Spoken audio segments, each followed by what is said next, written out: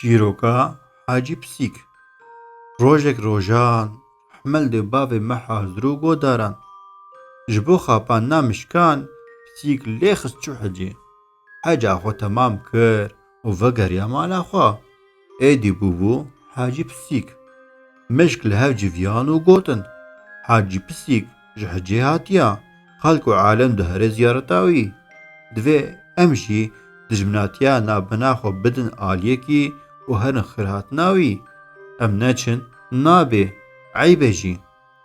Hinek li dij derketin û gotin baxtê pisîkê tune ya, pisîk bibe hacî jî pisîk e.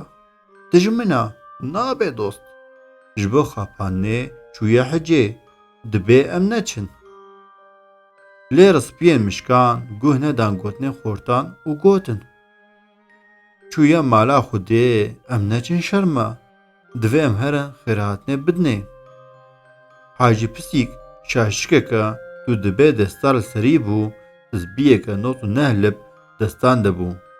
Gava dît mişk tên rabû çû pergî wan, xêratin da mêvanên xwe.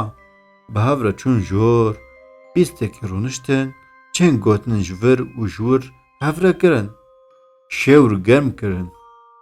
Hacî Pisîk tam bûbû sofî. Were pista wî bû, dua dike û selawat dida.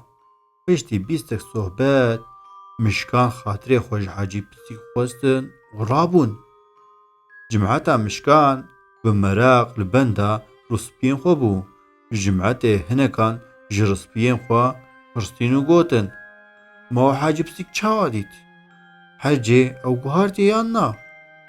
Rûspiyekî mişkan got: Wallah şaşika serî wî ya Sofyan bû, zbiya destê wî ya Hacîyan bû, lê çavê wî hê jî çavên bênamûs û bêbextên berê bûn. Çîroka me çû nav diyaran, rehmel dê bavê me hazir û godaran. Êdî kesên ku diçin hecê, heca xwe temam nakin, ne li gor hacîya bin, êdî dibêjne wara heca waya pisîkê ye.